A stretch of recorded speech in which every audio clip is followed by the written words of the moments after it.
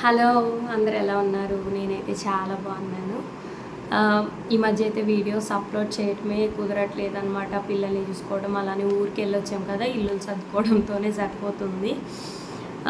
ఈ మధ్య వచ్చేసి అంటే నేను లాస్ట్ ఒక 2 months బ్యాక్ నా ట్రిప్లెట్స్ జర్నీ అయితే నేను షేర్ చేసుకున్నాను కదా.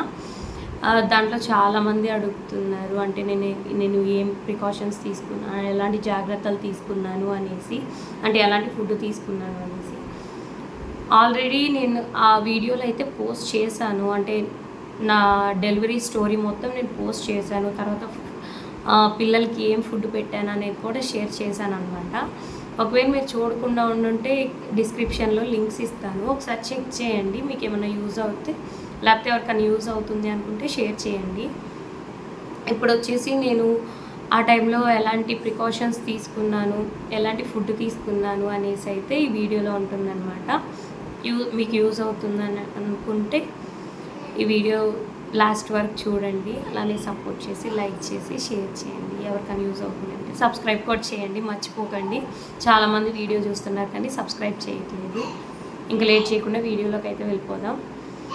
నేను వచ్చేసి అంటే నాకు 2nd monthలో తెలిసిందనమాట కన్సీవ్ అయ్యానని.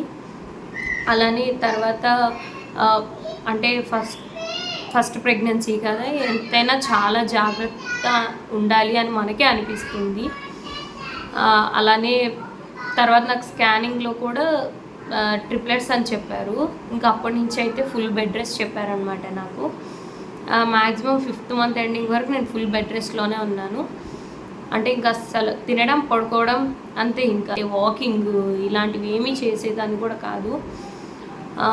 ఇంకా అంటే అది కాక వామిటింగ్స్ కూడా ఎక్కువ ఉండే నాకు ఆ టైంలో. వాటర్ తాగినా వామిట్ అయిపోయేది. సరే అనేసి ఇంకా అంటే వామిట్ అవుతుందని ఏం తినకుండా అయితే ఉండకండి, ఏదో ఒకటి ఫుడ్ తీసుకుంటేనే బేబీకి పడుతుంది కదా. అందులో నాకు ట్రిప్లెట్స్ అయ్యేసరికి వాళ్ళకి తగ్గ వెయిట్ వాళ్ళకి రావాలి అనేసి నాకు ఇంకా టెన్షన్ ఉండేది ఆ టైంలో. అందుకని నాకు హెల్త్ బాగాలేకపోయినా నేను ఏదో ఒకటి ఫుడ్ తీసుకుంటూ ఉండేదాన్ని, ఎంతో కొంత అయితే బేబీకి పడుతుంది అనేసి. మరి అంత వెయిట్ అని కూడా నేను ఎక్స్పెక్ట్ చేయలేదు ఆ టైంలో. అంటే బేబీస్ అంతా ఒకళ్ళు 3 kgs అట్లా అంతా రావాలని కూడా నేను ఎక్స్పెక్ట్ చేయలేదు. బేబీస్ హెల్దీ వెయిట్తో వస్తే బాగుండు అనే అనుకున్నాను. ఎవరైనా అదే అనుకుంటారు కదా.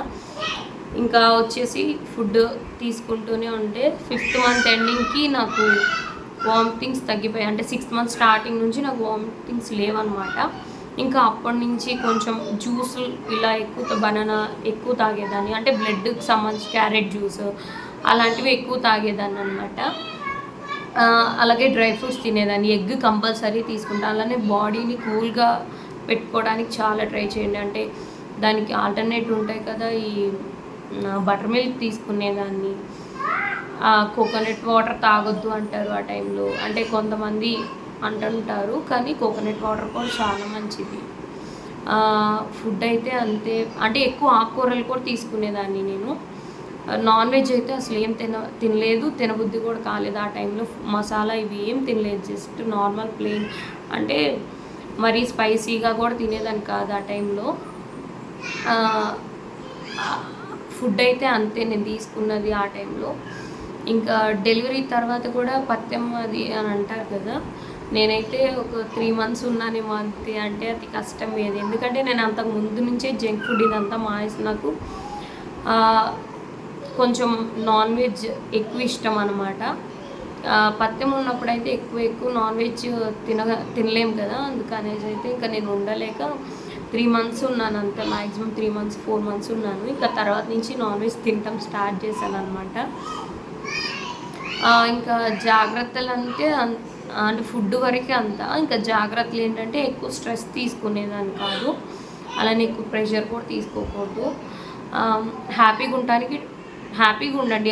ఆ ఫేస్ అనేది మళ్ళీ రాదు కదా, ఎంజాయ్ చేయండి ఆ ఫేస్ని. ఎందుకంటే నేనేంటంటే ఆ టైంలో ఎంత స్ట్రెస్ తీసుకోకపోయినా మనకి ఎక్కువ టెన్షన్ అనేది ఆటోమేటిక్గా వస్తుంది ఆ టైంలో. అంటే మనం ఎంత జాగ్రత్త ఉన్నా కూడా, అంటే మనకి ఏంటంటే ఓవర్ పొసెసివ్ అయిపోతాం బేబీ విషయంలో ఆ టైంలో, అంటే ప్రెగ్నెన్సీ విషయంలో. అందుకనేసి నేను కూడా అట్లానే అనమాట.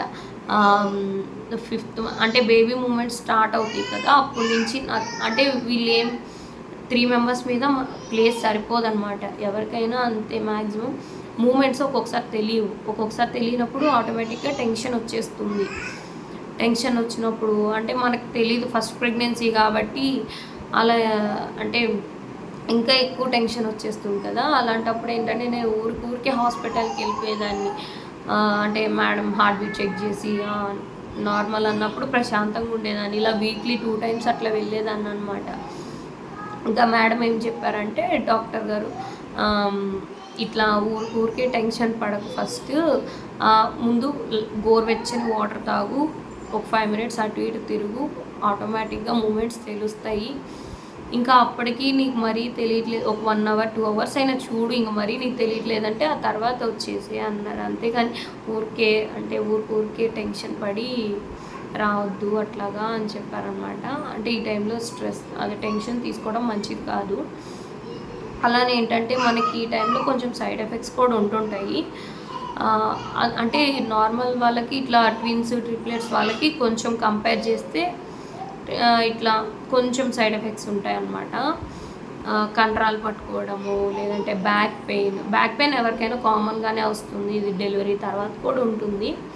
నాకైతే బ్యాక్ పెయిన్ అనేది డెలివరీ తర్వాత కూడా కంటిన్యూ అవుతూనే ఉంది ఇప్పటికి కూడా. కాకపోతే దానికి తగ్గ ఫుడ్ తీసుకుంటూ మేనేజ్ చేయొచ్చు మనం. అంతేకాని అంటే ప్రతిదానికి టెన్షన్ పడకండి. ఫస్ట్ పాజిటివ్గా ఆలోచించండి. ఏదైనా అంటే ప్రెగ్నెన్సీ కోసం ట్రై చేసే వాళ్ళైనా, లేదంటే ప్రెగ్నెన్సీతో ఉన్న వాళ్ళైనా కూడా ఎక్కువ టెన్షన్ తీసుకోకండి. ఫస్ట్ మీకు ఏదైనా నచ్చింది హాబీ ఉంటుంది కదా, బుక్ రీడింగో లేదంటే పెయింటింగ్సో, లేకపోతే ఏదో ఒకటి మీకు నచ్చినది చేస్తూ ఉండండి. మైండ్ డైవర్ట్ అవుతుంది, పీస్ఫుల్గా ఉంటారు కదా. నా ప్రెగ్నెన్సీ జర్నీ అయితే ఇదే. అంటే ఇంతకుముందు ఆల్రెడీ అప్లోడ్ చేస్తున్నాను కాబట్టి ఇంకా చాలామంది ఇట్లా జాగ్రత్తలు ఇట్లా అడుగుతున్నారు కాబట్టి మరీ జాగ్రత్త అని కూడా, అంటే నాకు తర్వాత నుంచి ఏంటంటే ఇంకా పూర్తిగా బెడ్ రెస్ట్ అవసరం లేదు, కాసేపు కూర్చొని ఒక 5 మినిట్స్ వాకింగ్ చేసి చాలు అన్నారు. అంతకుమించి కూడా నేను ఎక్కువ తీసుకోలేదు. అంటే నాకు 8th మంత్లో డెలివరీ అయిపోయింది అనమాట. 8th మంత్ స్టార్ట్ అయింది, నాకు డెలివరీ అయిపోయింది. ఇంకా అప్పటి వరకు ఉందంటే ఇది మామూలుగా సర్వైకల్ స్టిచ్ అని వేస్తారనమాట. ఇలా ట్విన్స్ ట్రిప్లెట్స్ ఉన్న వాళ్ళకైతే తెలుస్తుంది, ఎవరైనా వేయించుకొని ఉంటారు కాబట్టి. అది ఎప్పుడు తీస్తారని అడుగుతున్నారు కొంతమంది. అంటే నాకేంటంటే డెలివరీ అయిన 1 మంత్కి స్టిచెస్ తీసేస్తారనమాట. కొంతమందికి తెలియక అడుగుతున్నారు కాబట్టి అది కూడా దీంట్లో షేర్ చేస్తున్నాను. ఈ వీడియో మీకు యూస్ఫుల్ అయిందని అనుకుంటున్నాను. ఒకవేళ ఇంకా మీకు ఏమైనా డౌట్స్ ఉన్నా లేకపోతే అలా ఉంటే కామెంట్ చేయండి. Thank you.